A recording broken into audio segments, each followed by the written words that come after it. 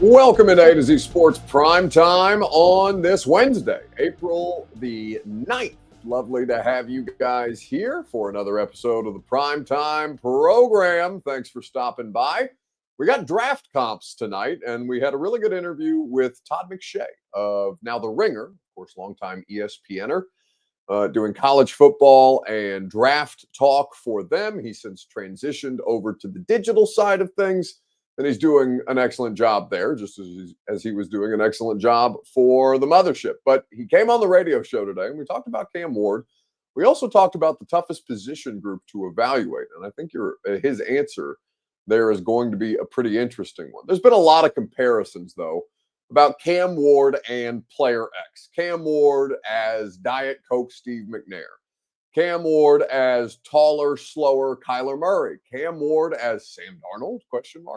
Which is a draft comp that Trevor Sikkema had for him of Pro Football Focus, who is somebody whose evaluations and tape study that I trust. A more surprising one, but the way that Trevor articulated the similarities that he saw in those two players made it make more sense than it initially did when I read Sam Darnold. There's a lot of different ways that people are going to compare and contrast these players, and draft comps are always a part of the equation, but what is a fair one to have for Cam Ward? And is the Patrick Mahomes comparison actually apt for what this player is stylistically, which is something that we are going to talk about together. So we'll get to that. We'll do the toughest evals. We'll do a little rising and falling. A lot of good stuff from McShay on the show today, on the radio show today, and you're going to get a taste of it here on Prime Time. You can check out the interview, of course, the full interview on 104.5 The Zone's YouTube channel. So if you're piling in here via YouTube, you can do the same for the Zone's YouTube page and subscribe to that while you're there. Before we get started, I need you guys to share the broadcast around on Facebook, YouTube, Twitter, and on Twitch, wherever you are spending your precious and most valuable time with us. We thank you for doing so. We do also invite you, we don't ask you, but we invite you to share the broadcast around on Facebook, YouTube, Twitter, and on Twitch, wherever you are spending your time with us. I'll do it with you. I'm doing it right now. You can share Not a Public in the bottom left-hand corner of your screen on Facebook, if that's where you're hanging out with us, like Katie Maurice Clemens. If you're on YouTube, like Lone Star Titan and Nate Samuels and a handful of others, and more of you guys will trickle in here. You can like the video, you can subscribe to the channel, and tell a friend to do the same. And if you're just hanging out on Twitter, which is what some of you like to do, you can retweet the show in the bottom right-hand corner of your screen, and you can even text this link wherever you're watching us to a friend if you would like to have their participation, their thoughts on the best draft comp for Cam Ward tonight. Good to see you guys. As more of you guys start to show up, we'll look forward to your participation as well. And in the meantime, we'll go ahead and get this thing started. Welcome into A to Z Sports Prime Time from the Zen Sports Studios. I'm Buck Rising. Lovely to have you. And I'm proud, as always, to be presented to you by the wonderful people at Two Rivers Ford, the South's most trusted Ford dealer, where they are also offering you employee pricing at tworiversford.com. By Bart Durham Injury Law. You deserve to be paid if you've experienced a personal injury or an injury related to an automobile accident. BartDurham.com is where you go to seek that proper compensation. You go to TrueMav Fitness to get your fitness right, whatever your fitness goals are, and however you choose to accomplish them. TrueMav Fitness will put you on a journey that is specific to you, that allows you to accomplish your goals without you feeling pressed necessarily, which is something that a lot of us tend to do regarding our physical fitness. And you don't want to be pressed when you're betting your money on these games. You want to feel like the betting process and the betting situation just gets better. And you can do that at Zen Sports with the promo code ATOZTN in the comment section, or rather in the app at zensports.com is how you can get up to $100 on your no danger first wager. Terms and conditions do apply. So there's a lot of different things to dive into here. And a lot of the things that come up at this time of year, as we previously mentioned, are draft comps. And there's a lot of draft comps for Cam Ward, who is the player who we most expect the Titans to select with the number 1 overall pick at this point in time. We will wait until Thursday, April the 24th, before that is officially set in stone. But it is fair to assume that we are on the correct trajectory. Ocho says Ward is the LeBron of football. He has. Let's not get crazy. I even kind of recoil a little bit at the Steve McNair comparisons, but it is a fair question to ask you. Like, if you've watched Cam Ward, whether you watched him in Incarnate Word, or you saw him at Wazoo, or you watched him last year at Miami, is there a player that he reminds you of? You don't have to be a draft expert or a draft analyst to watch a player and think, that reminds me of Baker Mayfield, or that reminds me of Sam Darnold as a comparison that he's gotten. Kyler Murray is a comparison that he's gotten for different reasons. Steve McNair and Patrick Mahomes, again, for different reasons, are the comparisons that Cam Ward has brought. It doesn't mean that he's going to be any of those players specifically. It means that he could have a couple of traits that all of those players have and bring to the table. So it's something that I think is worth asking you guys, your Two Rivers Ford take. Who is your draft comp for Cam Ward? In the comments section, let me know. And while you do that, I'll remind you that your Two Rivers Ford take is made possible by the South's most trusted Ford dealer. That's Two Rivers Ford. Quality American-made Ford vehicles and now employee pricing. Go to Two Rivers Ford and you can get the best deal out there because you pay what they pay on almost every new Ford on the lot at Two Rivers Ford in Mount Juliet or online at tworiversford.com. The best financing, the best prices, the best customer service at Two Rivers Ford. Who's your draft comp for Cam Ward? Because, I think it depends on who you ask and what their football database looks like and what frame of reference, what time period of football they're pulling said comp from. And it's not something like, you guys know that I watch football, obviously. I watch it for work. I watch college football for work. I watch professional football for work. I cover the Tennessee Titans as part of my professional job. But I'm not a draft analyst. I am a reporter by nature and now a loudmouth talk show host as a result of my strong opinions in a lot of different situations. But I've never been a tape analyst. I will watch games. I will watch replays. I will watch all 22 to try and see what it is that people like Greg Cosell or Todd McShay or anybody else who does this at a high level, Mina Kimes, what they are seeing and try to marry what they're saying about it with what I'm seeing to help educate myself, just the same way that any of us would do it. I'm not trained in the art of studying tape. And as most of us are not. Some of us have played sports at a high enough level where you might be comfortable saying that you are comfortable watching tape and projecting or analyzing what you're seeing on that film into an opinion, a formulated opinion. I rely on people smarter than me in that department. Delegation is the route that I prefer to choose. So when I ask you this question of who your draft comp for Patrick Mahomes is, all I'm going to tell you is who he reminds me of stylistically when I watch him, based on the fact that I watch NFL games every week, basically all year long, because Greg and I are talking about not just the Titans, but other NFL teams. So I'll watch NFL games during the offseason to go back and see things that I missed or players that I might not know much about or players who maybe made an impact later in the season than you might have expected or what weren't initially in the starting lineup but earned their way into the starting lineup. Of course, coaching tendencies is also something that we're studying on the Install podcast with Cosell, which we enjoy very much. But draft comp, who do you see when you watch Cam Ward? Vols times 8 on YouTube says draft comp for Cam Ward is a more athletic Jake Locker. That's interesting. I would wonder, my follow-up for you would be what trait, or what is it about Jake Locker or about Cam Ward that you see that makes him a more athletic Jake Locker to you? The Athens Titan 9 says I can, and this may be biased, but he says I can see, he or she, I'm not sure, says I can see traits of McNair, I guess, but that's a dangerous comparison. It is. And I love that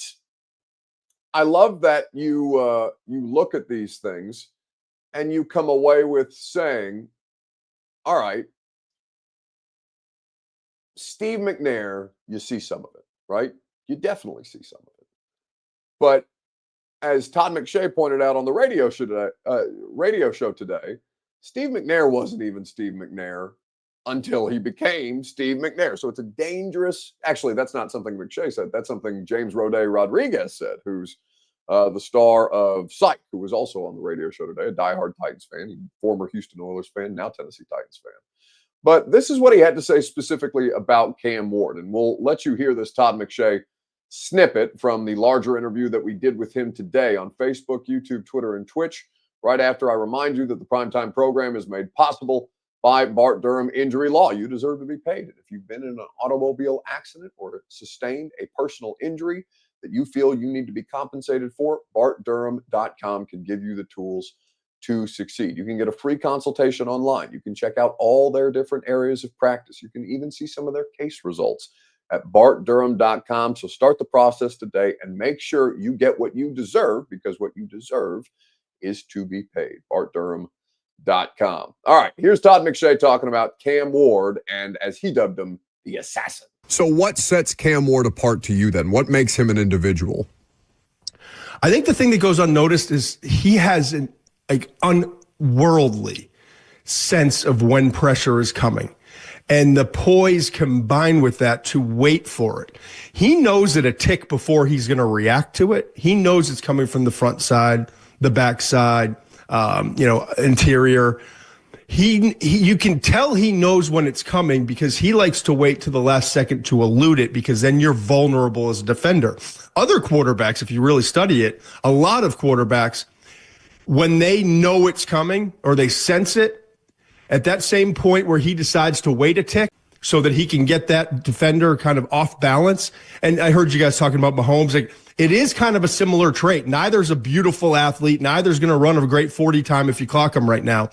But there's this instinctive aspect to their game where, okay, go ahead, take one or two more steps towards me, because if you do, then I got you off balance.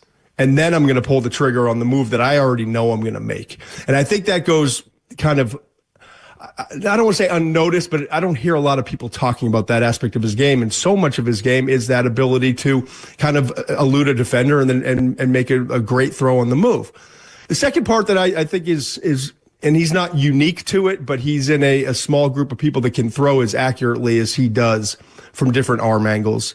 And then the thing I think that, because we get so enamored with the highlights, with Cam Ward, when you get him to the top of his drop and he plants that right foot and he's in rhythm with the receiver, he's an absolute freaking assassin.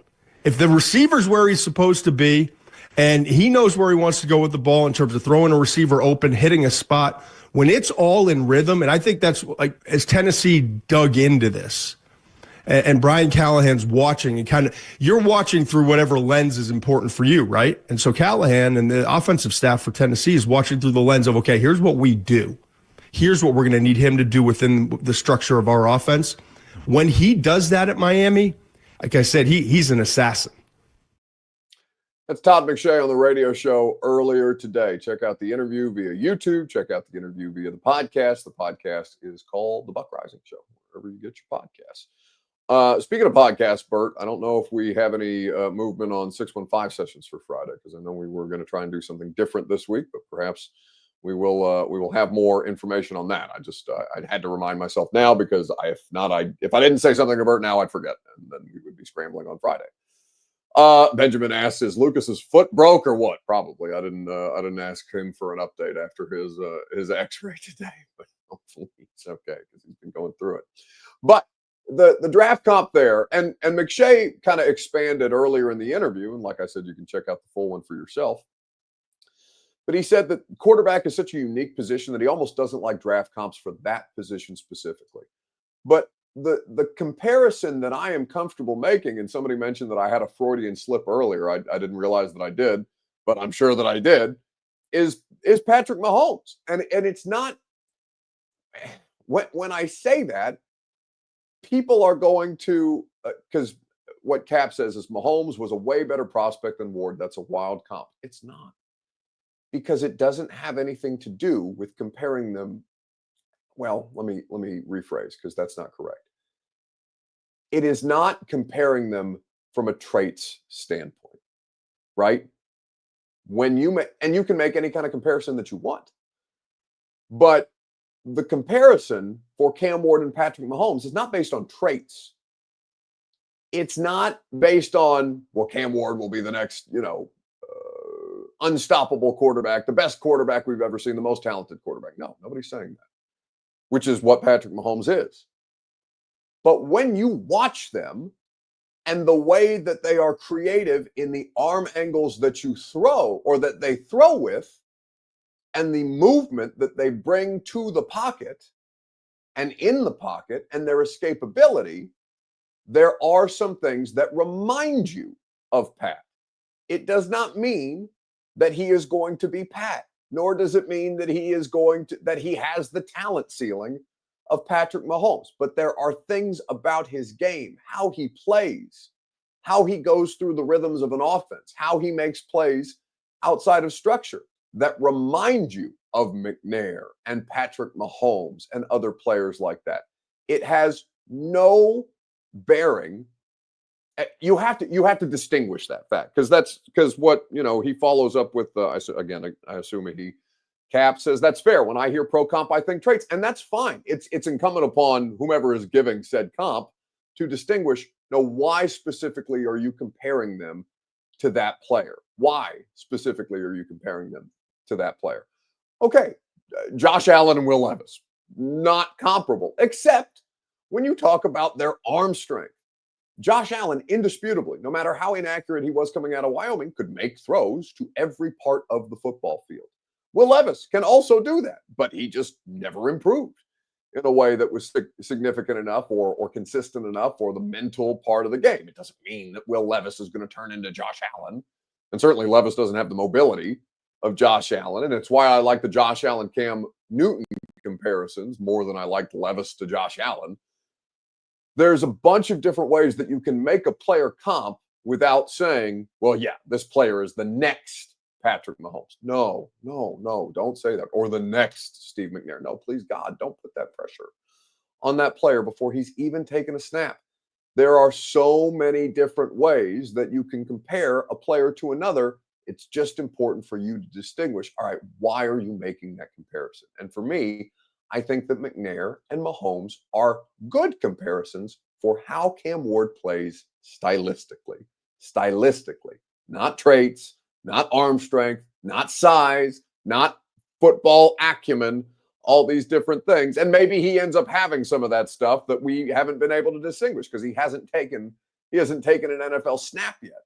But that's the important thing to me with draft comps, because we've all gotten caught up in this at some point or another, where you've compared a player to another player, and then that doesn't happen, and then people say, "What are you talking about, asshole? You don't know what you mean. You don't know what you mean at all." Okay, well then, I think that you have to make sure that you distinguish those things. So the McNair, Mahomes, Cam Ward comparisons are based off how he plays, not the traits that he brings to his play, if that makes sense. All right. So with everything that you've got going on with Cam Ward, it's also worth asking, do you have a position that you're particularly undecided about, that you're struggling with, that you're trying to get a read on as you get ready for the Titans draft? And maybe you're not even studying the draft that closely. That's okay. You don't have to. That's not your job. It's part of our job to do that kind of stuff for you, or to bring on smarter people who will do that stuff for you, like Todd McShay, who we will go back to here in just a second.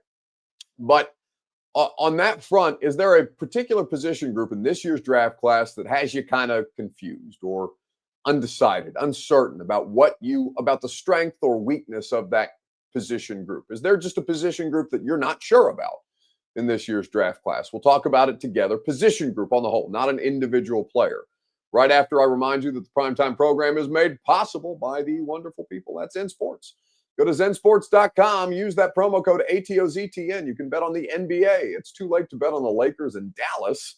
Luka's return to the Mavericks, which is an interesting game that I'm watching right now on ESPN. Lakers currently lead by 4 with just a few minutes left in the first half of the game. But as you bet on all your favorite major sports, make sure you use that promo code. Make sure you get that $100 no danger first wager. Terms and conditions do apply. Gambling problem, call 1-800-889-9789. Must be 21 plus and in the state of Tennessee to bet at Zen Sports. So what position group have you struggled with in this year's draft class? Forgive me if I mispronounce this, but Latrell Latrell Cole says wide receiver. For Corey D. Jackson, it's the safety group. For Lewis, he says tight ends. Off-ball linebacker for Vols times 8. You got offensive linemen. So you guys are all over the board with this. Be French. Greg Baxter says wide receivers and linebackers. Caleb Meadows says how deep is tight end on day 3? Another need to address. So there's a couple of different position groups that are tough to analyze. What nobody is disputing is that the defensive line and edge group is as deep as we've seen, arguably, in any draft. But it doesn't mean that the evaluation is easy, which is something that we asked, again, Todd McShay about earlier today. But who has been the most difficult prospect in this class for you to evaluate? Whom have you really struggled with? The hard part, like, let's go through the edge rushers real quickly. It is like we're going to have more defensive linemen drafted in the first 3 rounds by like 5, 6, or 7 than we've ever had before. I went back 30 years. It was 26 was the most in a given year. Interior and edge guys. This group is loaded. It's loaded at edge in the first round. There's a bunch more guys later in the second and third. It's loaded along the interior. But with the edge guys, it's like there's a bunch of buts. And you hate as a scout and an evaluator to like you said, like when it's not clean, right? And so like Abdul Carter, arguably the best player in this draft, but I don't love the fact, and you're nitpicking here, and he's going to be just fine, but there's the shoulder and the foot injury, and he's undersized and only 1 year at edge. Jalen Walker, is he a tweener, or is he the next Hassan Reddick or Nolan Smith? Then you get down like Mike Green, some off-the-field stuff that he addressed at the Combine. Played at Marshall, didn't play at Alabama against, or Georgia. James Pierce, as you guys know in your backyard. I would argue he's the second best edge in this class, second best pass rusher in this class, but he's got some stuff and some football character stuff. And so there's a lot of guys that you struggle with. You see the talent and you want it to just be about the talent. And even like the cleanest guys, right? Like people were like almost in tears talking about the interviews with Tyler Booker, the guard from Alabama. Yeah. I talked to a GM the day before they worked out. And it was like, I don't care where you got him rated. He's going higher than that. I don't care that he's a guard. Like, I want to sleep really well after the first night of the draft. And I'll do that knowing I just got a 10-year starter with maybe the best character of any player we've ever seen. Then he goes out and has the worst combine workout of any player along the offensive line. So every guy's got something. Nobody's perfect. But I think those edge rushers became, and Shamar Stewart, right? Shamar Stewart is like Trayvon Walker type workout numbers. Is he the next Daniil Hunter, or is he a guy who's never going to be productive? Just 1.5 sacks last year, but 33 quarterback hurries. And so there's a lot of that goes on. And then this time of year, there's all sorts of noise. That's, again, Todd McShay on the radio show today talking about the most difficult position group. I asked him about a prospect, and he gave me an entire position group there on the radio show. Exposing the Truth on YouTube says Abdul Carter, best player in the draft, is laughable. No, it's not.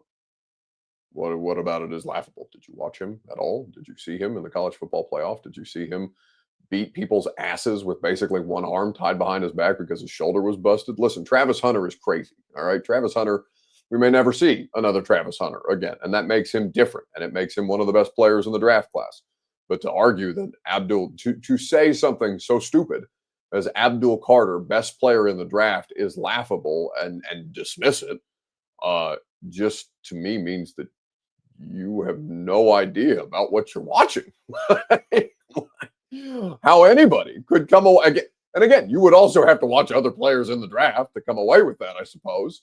And I'm just assuming for the purposes of this conversation that most of you also watch college football. If you're watching the NFL, it doesn't mean that you have to. There's plenty of people in the NFL that don't watch college football until you're studying tape. But there is no. It seems that you have exposed yourself whilst trying to expose the truth about whatever it is that your truth is, and your truth appears to be nonsense because you can't watch Abdul Carter and not think, holy shit, that guy's a problem at any level of the sport, despite him being undersized and he is slightly undersized. He's not quite Micah Parsons. And He's only played 1 year on the edge. He's an absolute hellion on the edge. So maybe he's only going to get better, which would make you look even dumber if you're somebody who has that opinion. So maybe he doesn't end up being the best player in the draft class. You don't know that. Or the most successful. It depends on how you define those things. But yeah, man, I don't know. I don't know how anybody could possibly say that with that kind of smugness and arrogance, unless you just don't know shit. And I guess that's the takeaway that we all have after that comment. So rising and falling. Whose stock rose? Whose stock fell this week in sports? Let's talk about it together on Facebook, YouTube, Twitter, and on Twitch. I have one more McShay clip for you. Again, it's a great interview. You can catch the whole thing on 1045thezone.com, but it speaks to the kind of stock up, stock down time that we are in with the draft process, or largely we've gone through that with the draft process. There's still some visits that are being made, some pre-draft Zooms and things of the like, but whose stock rose, whose stock fell this week in sports? Facebook, YouTube, Twitter, and Twitch. You guys can tell me, and while you do that, and I'll read some of your comments here in just a second, I'll let Todd McShay again tell you about a stock up candidate in Jalen Milroe, the Alabama quarterback. And then there's Jalen Milroe, right? Who's just this sort of polarizing figure. Can you guys believe he's going to the draft? No. Well, that's we were talking about it yesterday. Hour on it yesterday, Todd. I'm trying to figure out who the hell is talking to his agent. I went back last year because I remember there were 13 guys drafted. I bet 13 guys that accepted invites to the draft. A couple other guys got invitations, turned it down, wanted to be with their family. 13 players were accepted invites and were in Detroit for the draft last year. And the league really doesn't want it. It's great TV, yes, but it's a bad look for the league to have the Brady Quinn situations, Aaron Rodgers, and most recently, I was going to say Will Levis, right? And it's not good for anyone, This isn't a reality TV show where we're trying to shame people, okay? And so they trimmed it down 13 players last year. And I remember Darius Robinson coming out of Missouri. I liked him in the first round, but I wasn't getting a consensus from the league. He was a fringe guy.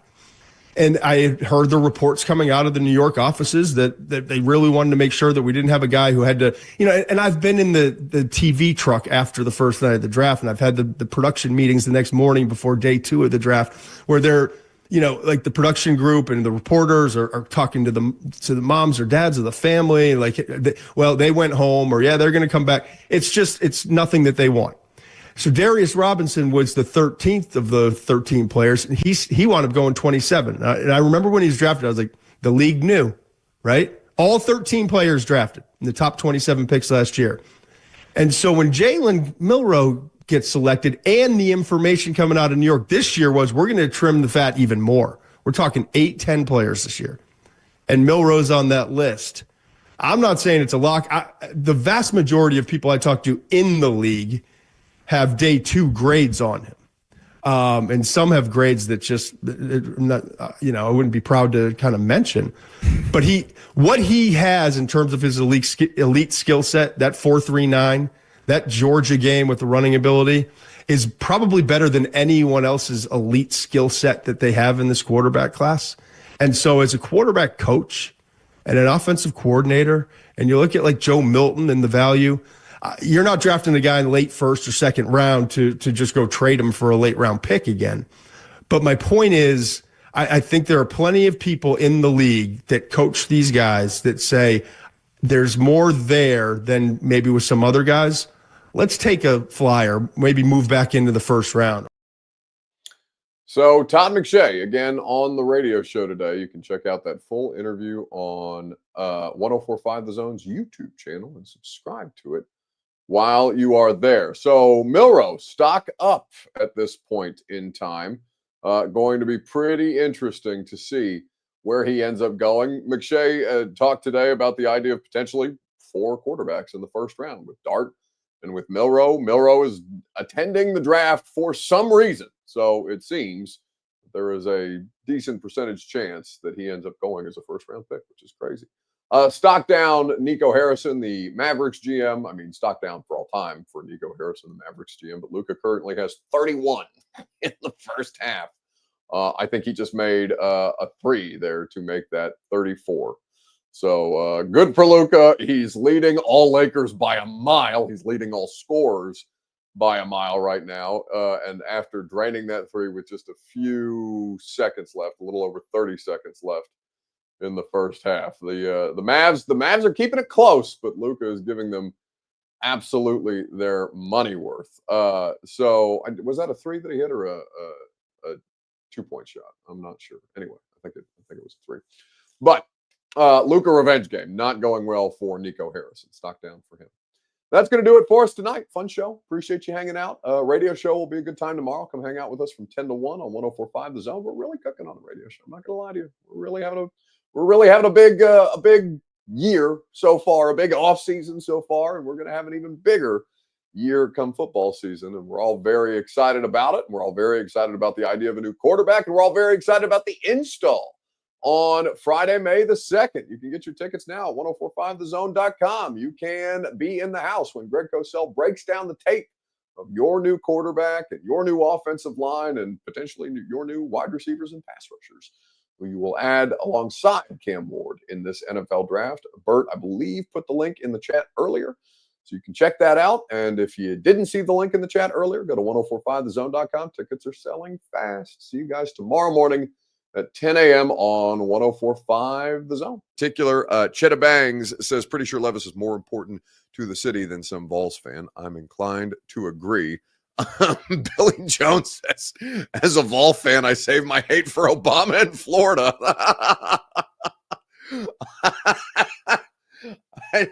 I don't know why that's so funny. It's it's funny because the idea that, like, I think anybody maybe except for Billy Jones, I think he means Bama.